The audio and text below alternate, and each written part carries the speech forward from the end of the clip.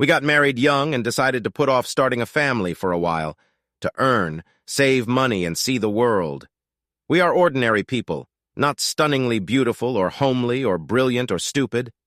My wife is a tall, slender woman whose grandparents came from southern Italy with clear, swarthy skin, dark eyes, and black hair. She has full lips, big eyes, and a strong nose. She thinks the nose is terrible, but to me it speaks of a strong character. She has a natural grace in her walk and movements. I first saw her from across the room and fell in love before I even saw her face. As for making money, we are doing well. Thanks to rising real estate values, even in this lousy market, we have $100,000 to $150,000. Since we've been living together for a few years now, I only have 2 complaints. She's not as smart as I used to think she was, and she's stubborn as hell. She tends to make quick assessments, and even upon reflection, she sees that she's wrong and clings to her initial answer.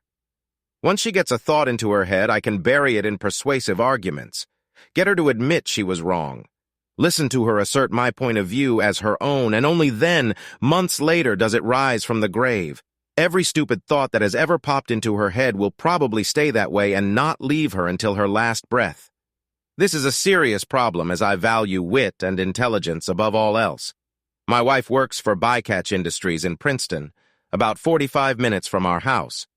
Bycatch is fish, turtles, and the like that have been caught in fishing nets and are of no commercial value, so they are thrown overboard, mostly dead. They make up 70 to 80% of the catch, and their needless destruction is one of the many reasons why the oceans are depleting so quickly. We only take the fish we like and destroy the rest. Ironically, Bycatch doesn't actually have anything to do with fish or fishing. It's a Danish company that buys up all sorts of scrap metal and surplus goods and recycles or resells them. They are making good progress. Unlike many small European companies in the U.S., Americans are mostly in management positions. Buying and selling, negotiating, and taking risks is what they do. My wife is a well-paid buyer-seller at this company, a senior product manager specializing in chemicals. For example, she buys scrap metal from a chemical plant, contaminated with whatever, and sells it to, well, in this case, she sold it to a municipal wastewater treatment plant where contamination is not a problem. She works out of an unremarkable office in Princeton, New Jersey. I rarely have an excuse or desire to stop by her office, but just on Thanksgiving Day, I was driving by around 11:30 a.m. and thought I'd stop by and surprise the wifey, take her out to lunch. I know quite a few of her co-workers from parties and such, so no one saw fit to announce me. I waved to those I knew, stopped to chat here and there, and went upstairs to her office. I poked my head through the open door of her office. "Hello, my favorite. Do you have time for me? Chris, it's so good to see you." What a treat. On her desk was a bouquet of flowers in a cheap glass vase. I was passing by and wondered if you were free for lunch. Tell me, who gave you the flowers? Honestly, they were a few days old, but it was a nice bouquet, probably $70, $80 with shipping here, maybe a little less where we live. And I thought it was you. The card said, "From your secret admirer, no name." I wondered why you didn't say anything about them. When did they come? Yesterday, I think. Then you didn't send them? You know perfectly well that I didn't. You would have told me so last night if you really thought I had sent them. Frankly, I'm disappointed that you accepted them. You're a married woman and should know better. When exactly did they come, before or after dinner? Nonsense, they're just flowers. Besides, I really thought you sent them. What do you care when they came?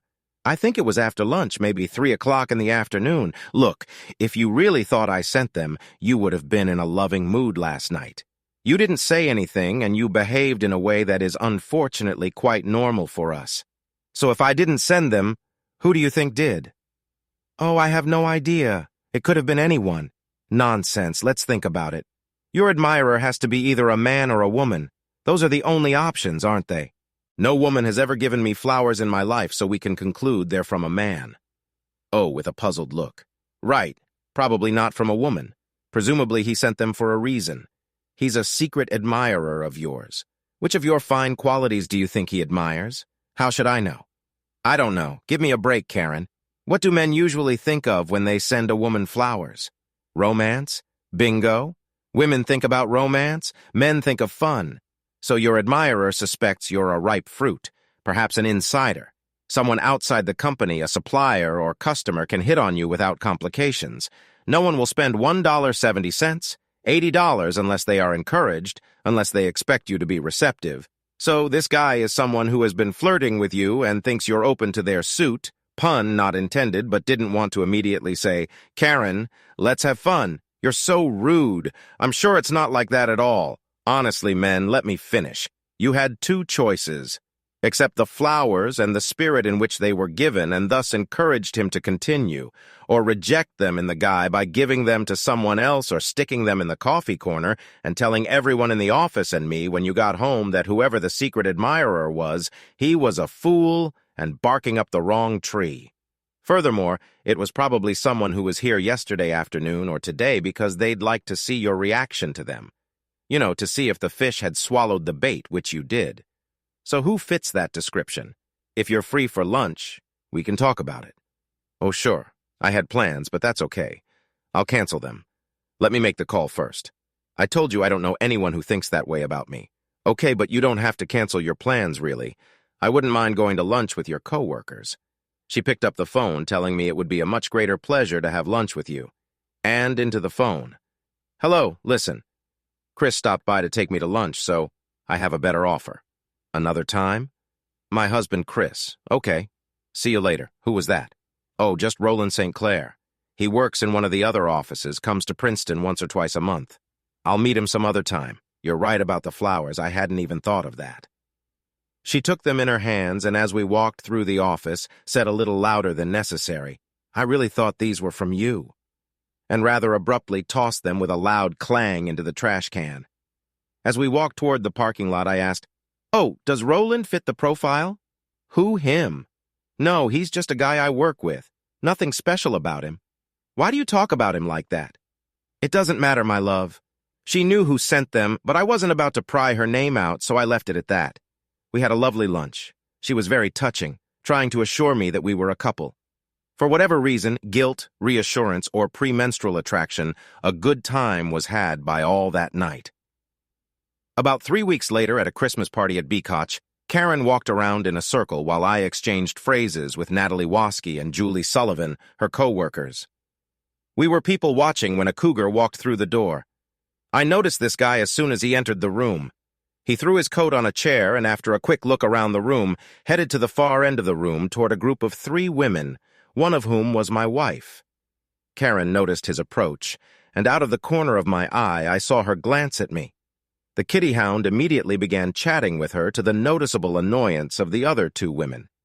He touched her lightly, first on the shoulder, then the top of her arm. Not lewdly or anything, but quite familiar. Too familiar, I thought. Though she didn't really react, she put her hand on his arm a few times. I asked, "Who is this guy talking to my wife?" You can almost see him drooling. They glanced over. Natalie snorted with mild disdain. "That's Roland St. Clair. He's the type. He's not in the Wilmington office, but he comes here every week or 2 and wastes our time. He spends half the day bragging and flirting, making innuendos and wise remarks. This idiot has been reported for harassment 2 or 3 times. Rumor has it that his sister is married to Sven Cederquist, so they keep covering for him. What an abomination. We can always see him coming because he has a shiny yellow Humvee. What an idiot." We all laughed. He sounds like a wimp to me.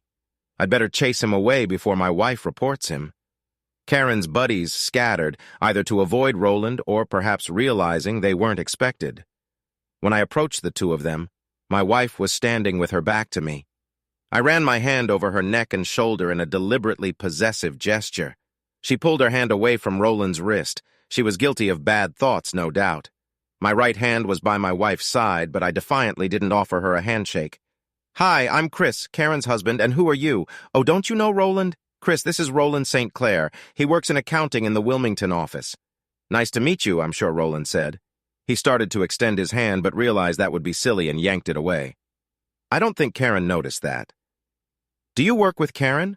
I mean, do you do bookkeeping on her accounts and such?" "Oh, no. My work has nothing to do with Roland," Karen whispered hastily. "We both like the Flyers hockey team. I guess Roland can answer for himself. So you have nothing to do with Karen in terms of business?" It was news to me that she's interested in hockey. As far as I know, she's never watched a game in her life. About work, Karen's right, but I'm a big Flyers fan. Never miss a game, said Hound. So, Roland, is your wife here? I'd like to meet her. Maybe the four of us can go to a Flyers game. Karen and I have never been, and it would be good for us to go with people who really know the game. Should be fun. My wife looked at me incredulously. My suggestion didn't resonate. No, Sandra can't come. The Flyers game would be great, but she hates sports, just like Karen says you do. Frankly, Karen and I would rather go and leave you and Sandra at home. My wife smiled. That's not a plan. Karen and I have been married long enough for me to realize that it's important to separate activities. I played hockey in high school, so at least I know the game, but I never followed sports corporations. I always figured that if I was going to root for a corporation, I'd better root for one in which I had stock. However, rhetoric aside, I would love to watch the game, especially since, according to you, Karen is enthusiastic. I don't mind at all. If a Sandra, doesn't like hockey, what do you two like to do together? My wife's long face. She doesn't think I'm doing well here. Chris, Roland, and his wife. I squeezed her shoulder lightly, but she ignored my signal. A little tense with each other right now. Oh, I'm truly sorry to hear that, Roland. Would you mind telling me what happened? Chris, it's none of our business, is it? Do you always answer for Roland? It's annoying. How am I supposed to know how Roland feels if you're always interrupting him? But since you knew about it, it means Roland thinks it's your business. And since married people have few secrets, it's my business now. I mean, why did you bring it up if you and he won't talk about it? Oh, really? Why are you being so rude? Roland, let me pour a couple drinks into him and we'll talk later. She actually dragged me by the sleeve to the bar and ordered drinks for us. She was on a roll. Apparently, I had provoked her more than I expected. Okay, so what's the cause of Roland's problems with his wife? Is he running around on her? Chris, I can't talk about them. It's confidential. Roland certainly doesn't want his marital troubles spreading around the workplace, does he? Roland is going through a tough time, and I'm just a friend and supportive of him. Karen, I can understand that this may not be the time or place to talk about it here in this crowd. But if you think I'm immodest or can't keep a secret, then you really don't know the man you married. It's not only reasonable but right that you should share with me what another man tells you about his intimate relationship. First, you are not a marriage counselor, and often such stories serve to lower the barrier between right and wrong relationships. Second, you will be tempted to respond in kind and tell him about your marital difficulties. That's fine if you're talking to a good friend who has no interest in your marriage, someone who clearly has your best interest at heart. I assume you have begun to have Roland's best interest at heart and want to reconcile Roland with his wife. Unfortunately, sympathizing with Roland and comforting a man in pain is a short-lived endeavor. I think he's trying to drive a wedge between us to divide us in order to get you. His comments and advice are not in your best interest. And finally, I'm a man and I can give you a man's point of view on this. I would be reassured if you could tell me openly about your relationship with Roland that your support wouldn't go too far. What are you accusing me of, huh? Come on, spill it out. Do you think I'm having fun with him? Is that so? No, it isn't. You've been on my case all evening. What's the matter with you? Guilty people run when no one is chasing them? She sucked in her drink like water. While I poured most of my drink into a half-empty beer glass, she scanned the crowd. It was a night to be cold sober. I'm not accusing you of having fun with him. I'm informing you of a threat to us. Look, let's talk about this later. Neither of us wants to get into a public brawl. Let's go dance, sweetheart. She finished her drink, and I swallowed the few drops left in mine before we stepped out onto the parquet. She wanted another drink, and as before, she drank hers quickly, and I took a few sips and spat out the rest. Back on the parquet, she softened as we did a slow dance, and I whispered affectionate words in her ear. The next dance was fast, which is not among my talents, but I held on. The second dance was fast, too. The next moment, Roland spun around beside me. I have to admit, he's a pretty good dancer. Gotta hand it to him. He's got brass balls. After a minute or so, he settled down across from me, and Karen began to follow suit. I walked over to Roland and dug my fingers in between his triceps muscle and bone hard enough that it would hurt and probably leave a bruise. I pulled him to me and spoke in his ear quietly enough that Geneteka couldn't hear, but the music made it too damn loud for him. Back off, asshole. You can cut in on the conversation with my wife when you're down on the floor with your own wife. Until then, stay the hell away from Karen. You send her flowers again and I'll shove a vase up your ass, got it? He stared at me, tense like he was going to fight. Then he ducked his head and walked away. Karen guessed what I'd said and pounced on me with fists, starting to reprimand me for being so belligerent with poor Roland. I saw that the others had noticed this, so I took her hand firmly, no bruises, just a firm grip, and muttered in her ear, "We need to talk somewhere where we won't make a scene in front of your co-workers. Smile when you go outside with your husband." And I walked her out to the parking lot. Poor Roland. He's so lonely. I'm just trying to be a friend to him, help him and his wife get back together. You're so rude, Chris. You have no reason to be rude to Roland. Don't ever talk to me or treat me like that again. I'm not 10 years old. Cut the crap. You're the blind man here. Let me tell you the way it is.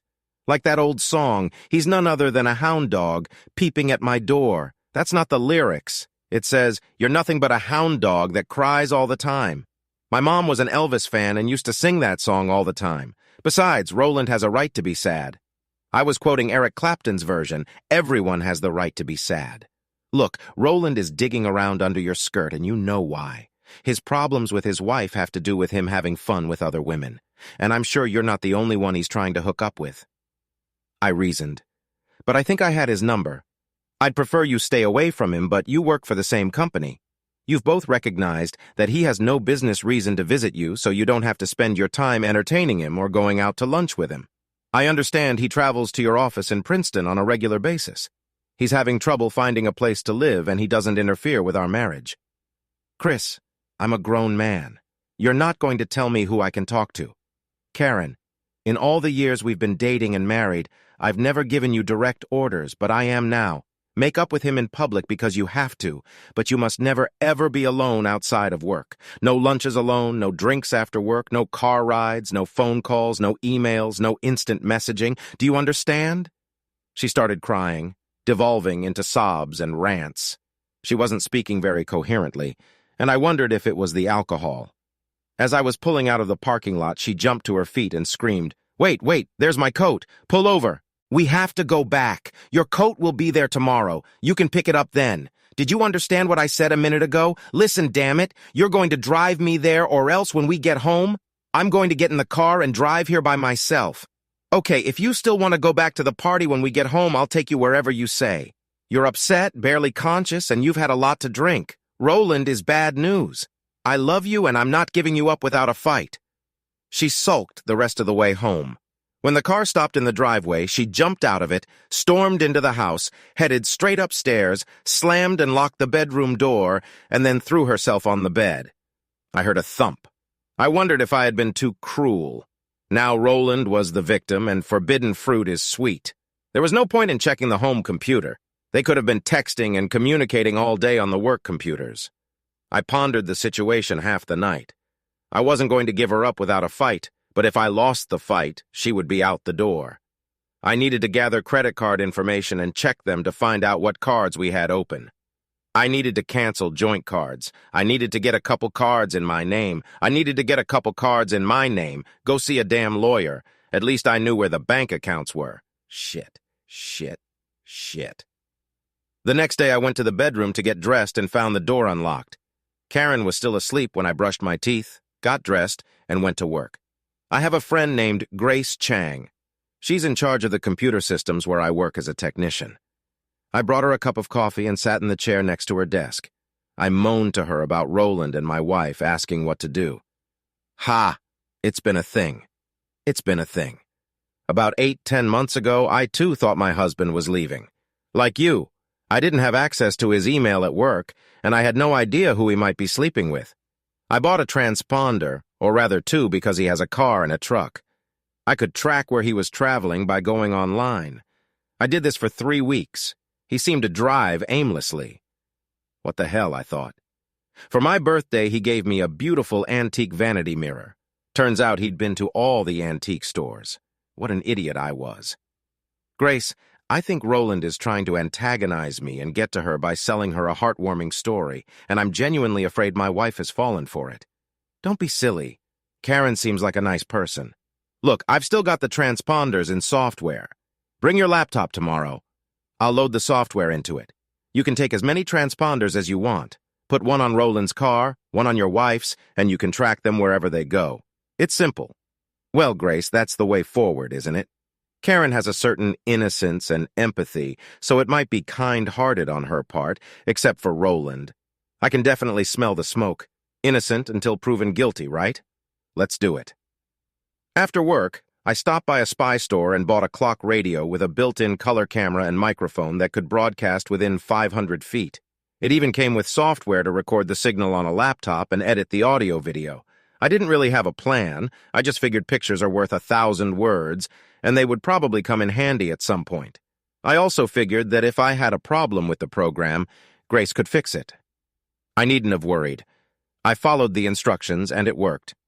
The little camera transmitted the sound and image from the TV in my living room to a computer over 1,000 feet away. The image was a little grainy, but the sound was perfect. The next day, Grace programmed my computer to receive transponders. Everything looked great. She projected a small car on the map with restaurants, hotels, and other points of interest right around them with an accuracy of 20 yards.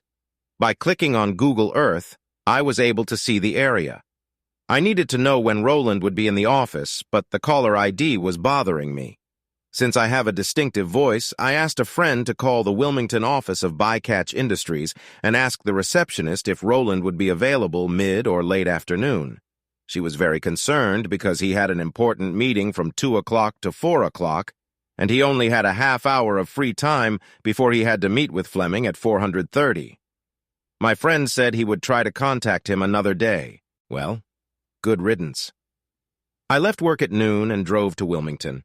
There was no security in the parking lot as far as I could tell. It's impossible not to notice the yellow Hummer.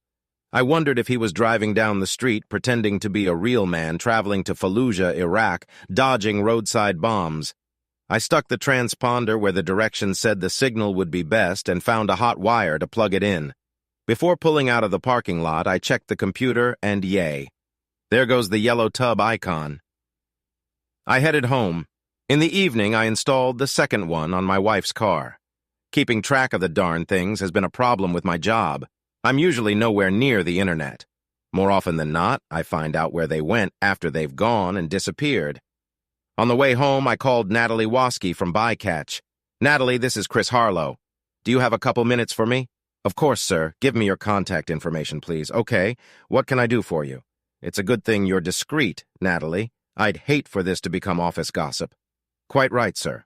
Look, Roland could be a problem for me. I certainly don't want to put you in the uncomfortable position of being my wife's keeper. But I thought just calling me when you found out Roland would be in Princeton would be a reasonable request. Of course we could, sir. But are you sure it wouldn't create more, possibly massive problems? Absolutely not. I give you my word that I will not attack or blacken Roland's reputation, or even more so Karen's. Well, I'll probably tell his wife if anything happens between them. Just so both families are on an equal footing, so to speak. There's no point in mentioning your part in all this. If you call me from someone else's phone, your contribution will be completely invisible. Oh, great. That's exactly what I was thinking. Let me get the information you requested and I'll get back to you. Thank you for calling Bycatch. Have a good day. When my wife arrived, I had a nice dinner on the table. She was coldly polite to me. When she retired to the bedroom after dinner to do crossword puzzles, I installed another transponder on her car. Of course, I went online, and there was a map of the area with red #1 and #2 for each of the cars. During the day for the next week, I checked those two cars every time I passed a chain cafe with Wi-Fi, nothing of interest. On Wednesday, Natalie called and said the shipment would be delivered tomorrow morning. Thursday morning, Janica left for work, and Roland drove non-stop to Bycatch Industries in Princeton. At lunchtime, Roland's car stalled, but came back on an hour later. I had to do some digging, but it looks like he went to the Smoked Pig restaurant. At least when I looked for restaurants on Cottage Street, it was the only one for 3 blocks around. My wife likes barbecue, but that's not proof that she went with him. I didn't know for sure until Natalie called and said they'd had lunch at the Smokin' Pig for an hour, then hung up. Things had calmed down a bit in the house over the past week. That evening, Janica came home exactly on time, more or less as she had been. After dinner, we struck up a conversation about how was your day. In the midst of the chatter, she stated that she'd had lunch at the cafeteria, eating chicken salad with cottage cheese with a couple of other women she'd been hanging out with. What? You didn't have kebabs? I asked. She shrieked. What are you trying to say? Are you calling me a liar? What makes you think I had kebab? And what's that blob of brownish red on the pocket of your blouse? Too dark for ketchup, too thick for wine, so smoked pig barbecue sauce. And you like kebabs? So where did that drip come from?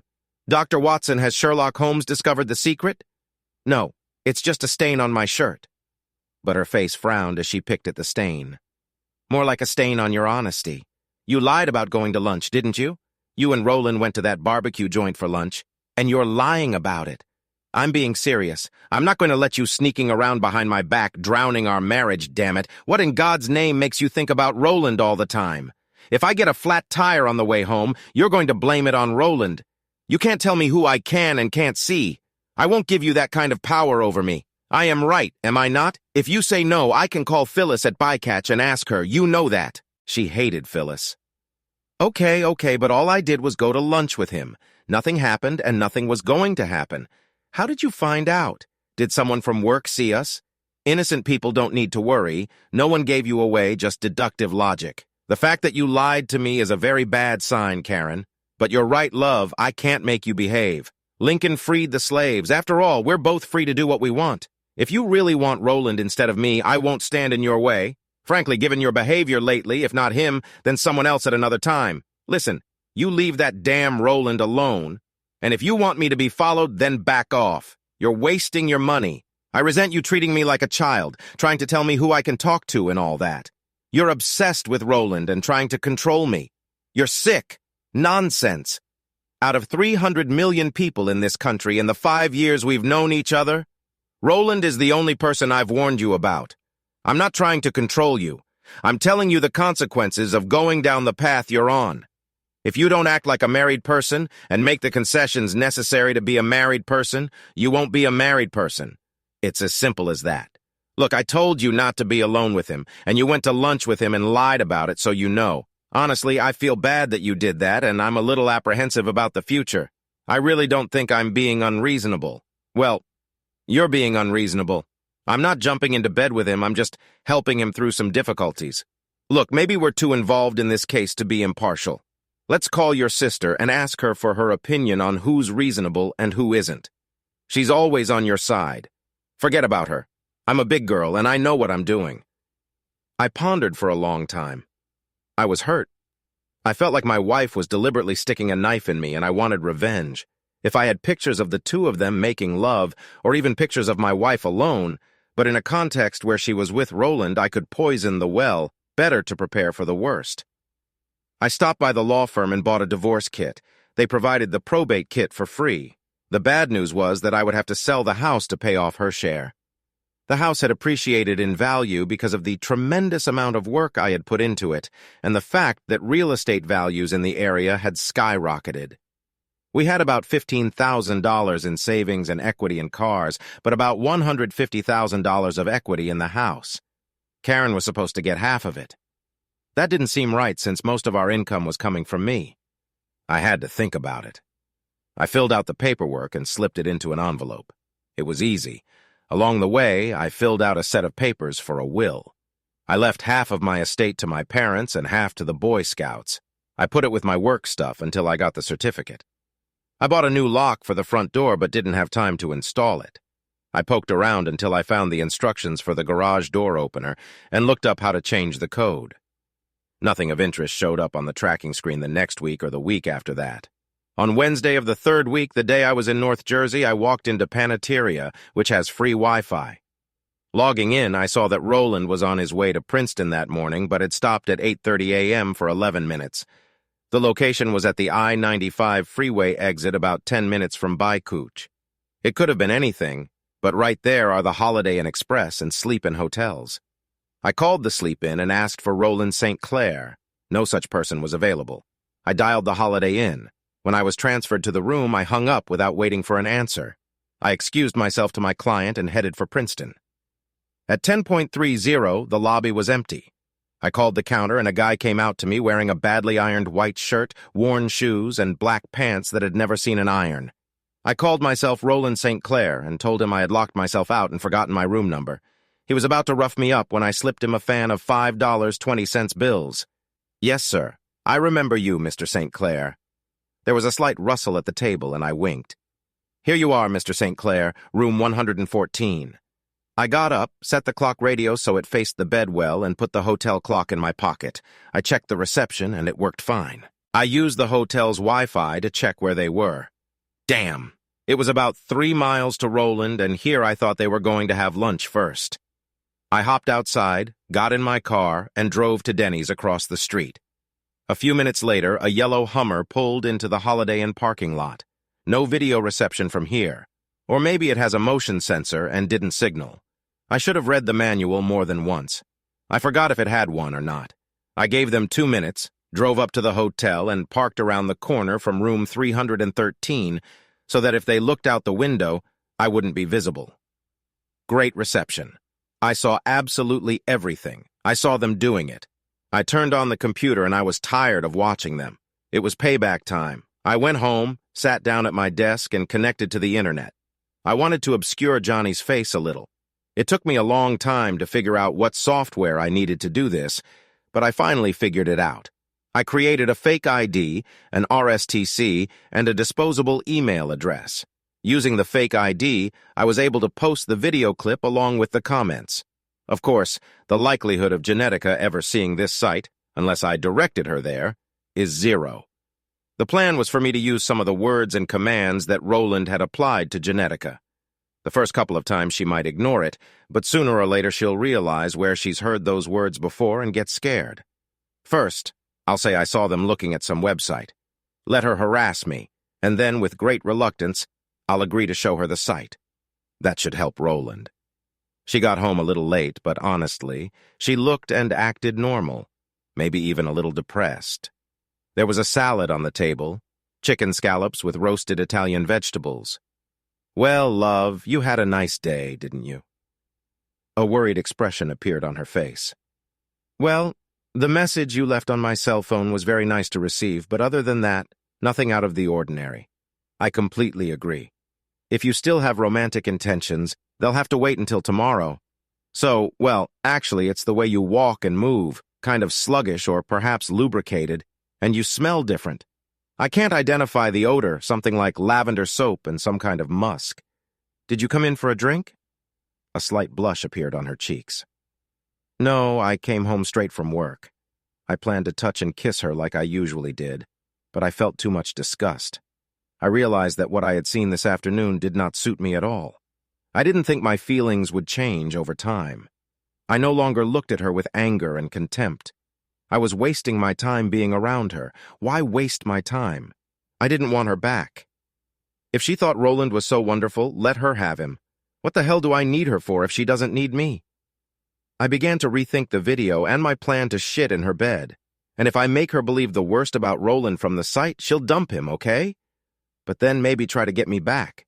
She'll stick to me like toilet paper to the heel of your shoe. It was better for me to move on and plan accordingly. So I never mentioned the website, and as far as I knew, she hadn't seen it.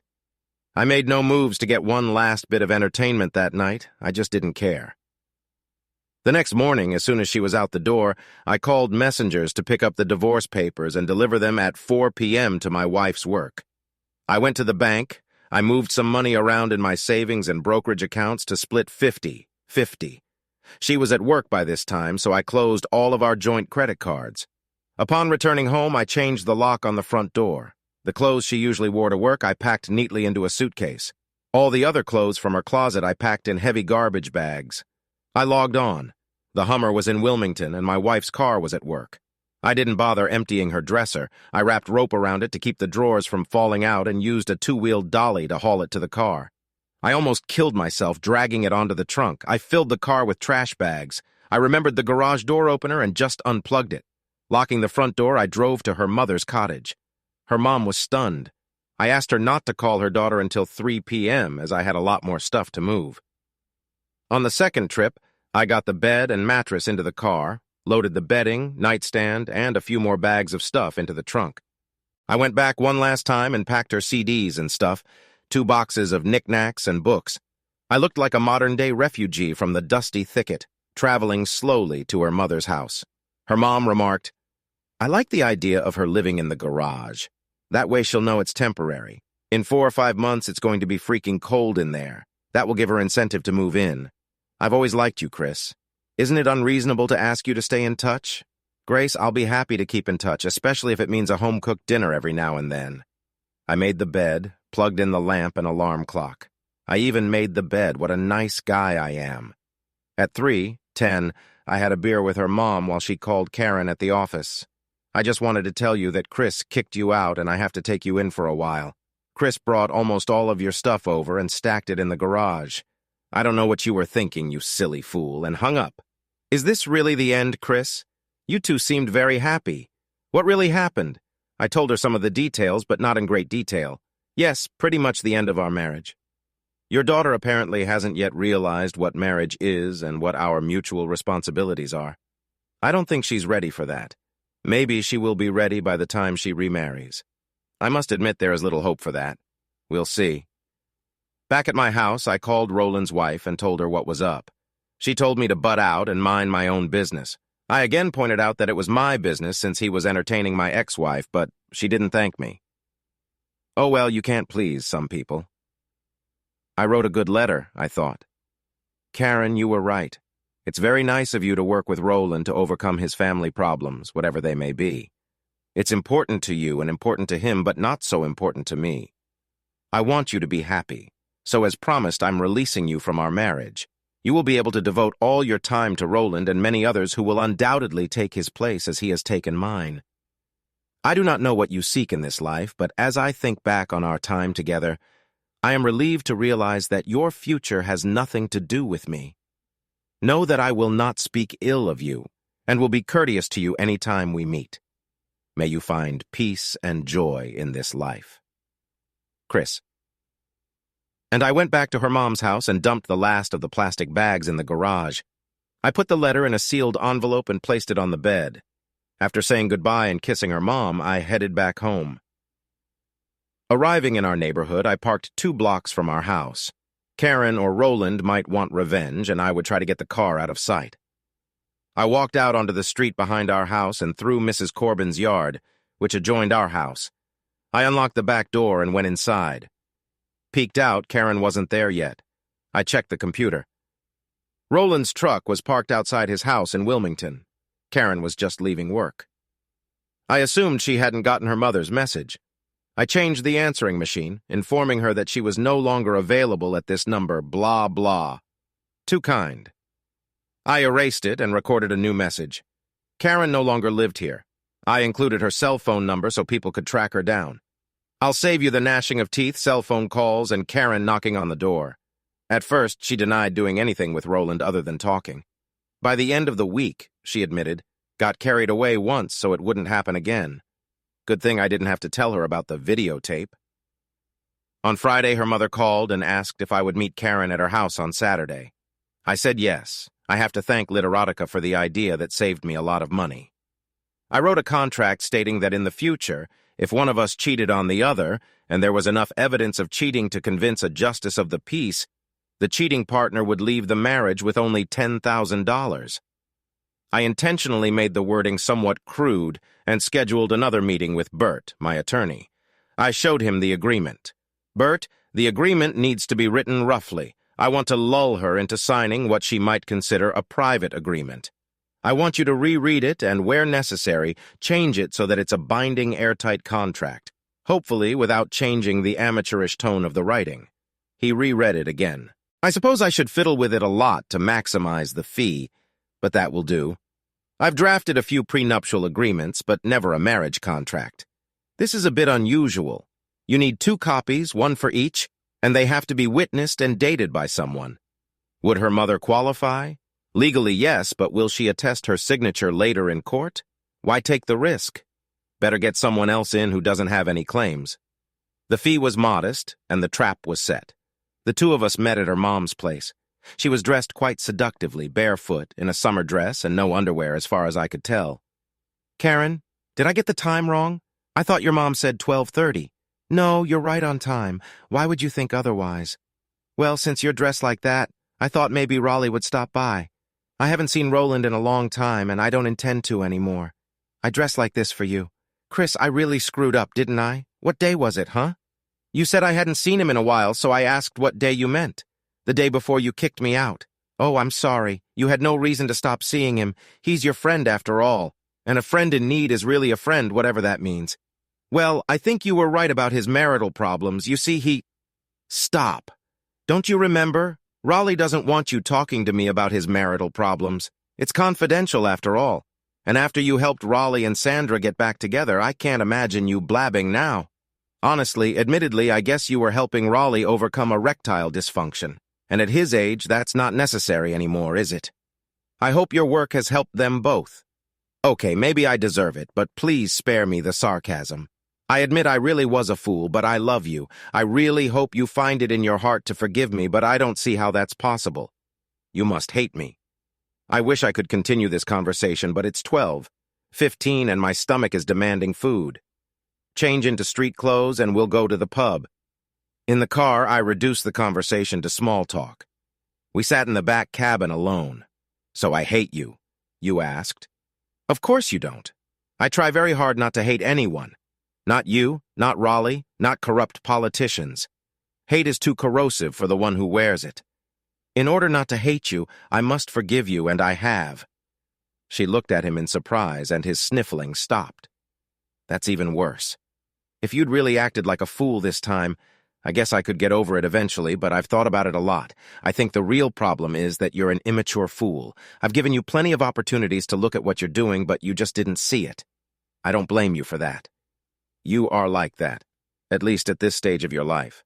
Since it's not your fault, I forgive you easily. I suppose there's a chance you'll get wiser as you get older, but I don't want to stand by and wait for that to happen. Look, you're great at a lot of things, but you're completely clueless about a lot of other things that I appreciate, and I don't put up with fools. Chris, believe me, I've matured very quickly in the last few weeks. I think we can make our marriage work, and I'll do anything to make it work. What do you think we should do?"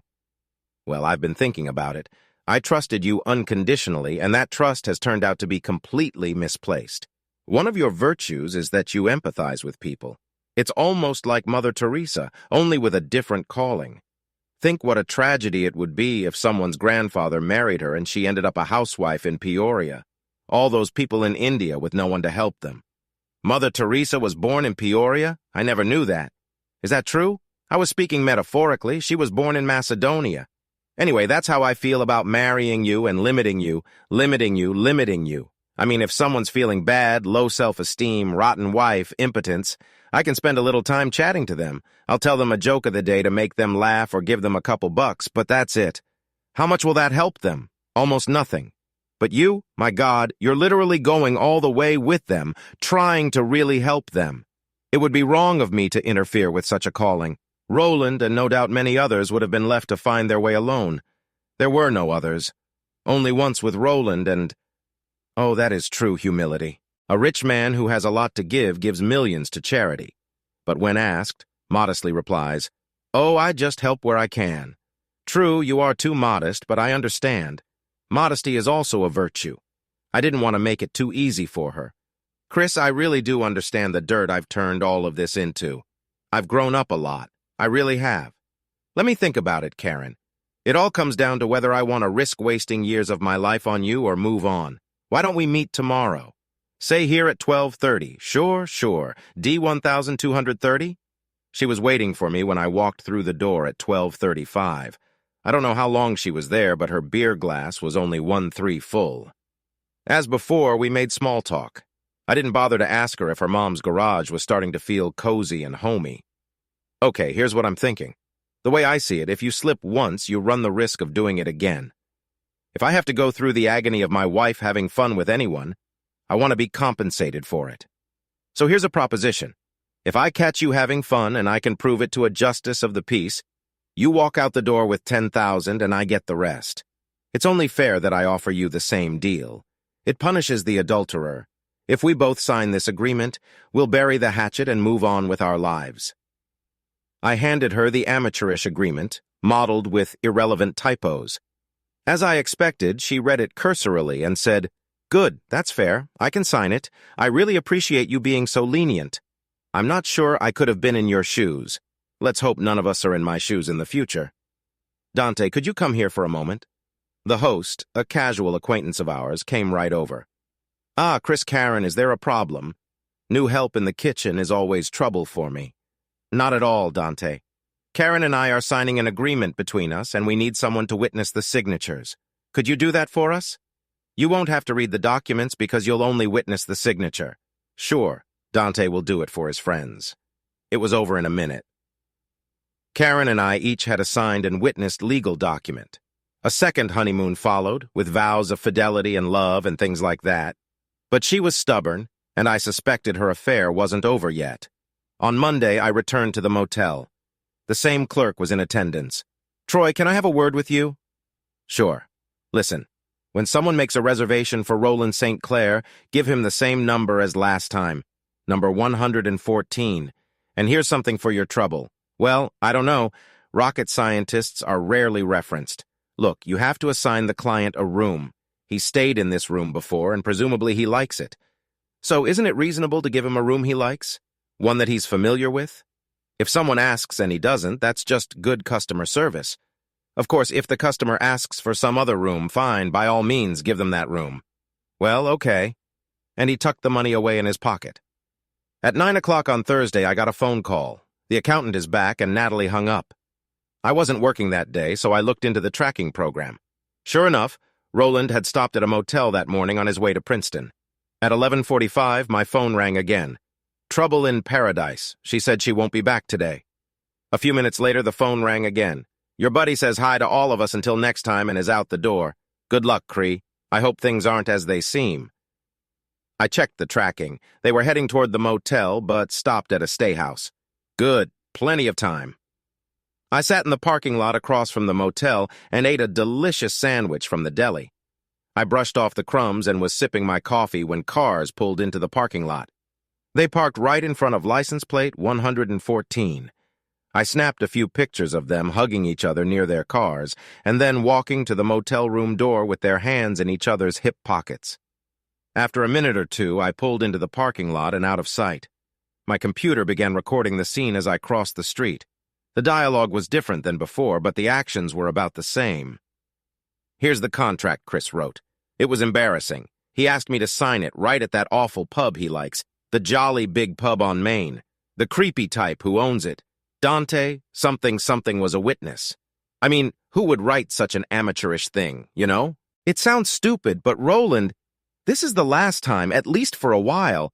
I don't want him to find out, not that he will, but he found out once, so maybe again. That wouldn't be good. Karen, just listen.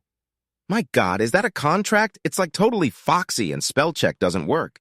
It would be laughed at in court. Forget it. It's just Perry Mason's dream. Who's Perry Mason? He was a lawyer on a TV show, a pompous ass. In that super serious way, he had people confess to God knows what on the witness stand. It's totally unbelievable. Forget about last Sunday. Come here. Nonsense, Karen. You said it last time. I need you. You need me. Don't you like what we do together? With me, you can ask for anything, do anything, and we do it. Look, next I saw them doing this. I pondered what to do next. Eventually, I pulled up to their room, got out of the car, and stood next to the door. My digital camera could record about 5 minutes of conversation, and I didn't have to wait long. I turned the camera on when I heard one of them slide the chain off the latch. Karen came trotting out, calling over her shoulder. "Okay, Raleigh, same time next week. You can entertain him tomorrow if you want." Eek, eek. Damn, you got scared. What are you doing here? Oh my God, I'm doing the same thing you're doing, witnessing the end of our marriage. Don't bother going home, you don't have one. I've changed the lock, I'll drop off your things at your mom's. No, Chris, you can't. Oh, yes, I can. I've already gone the extra mile and fooled you even more. You just got excited about a $100,000 nooner. I get the house and our investment, and you only get $10,000, but I guess you realize that. Chris, you're a goddamn son of a bitch. You can't do that. There was no point in sticking around and gloating. As I was opening my car door, Roland's head peeked out from behind the door. Raleigh, I hope Karen's particular style of marriage counseling worked out for you and Grace. Don't forget to take them to the Flyers game. She'll love it. Everyone goes there for the fights. Epilogue. Everything went smoothly, despite Karen's attempts to thwart the divorce and, in spite of that, to try to get half of the assets. My wife was sly and begged, but our agreement stood. I got rid of her on my terms. I wondered what I would have done if she had taken the straight path. Would I have stayed married? If and were pots and pans, there would be no need for a master hand. Roland and Grace broke up. Karen tried to get a transfer to Wilmington so they could live together. Last I heard, they broke up and Karen was living in Tulsa. Good riddance. The end. Thanks for watching. I hope you enjoyed it. So, subscribe to my channel and watch the next video.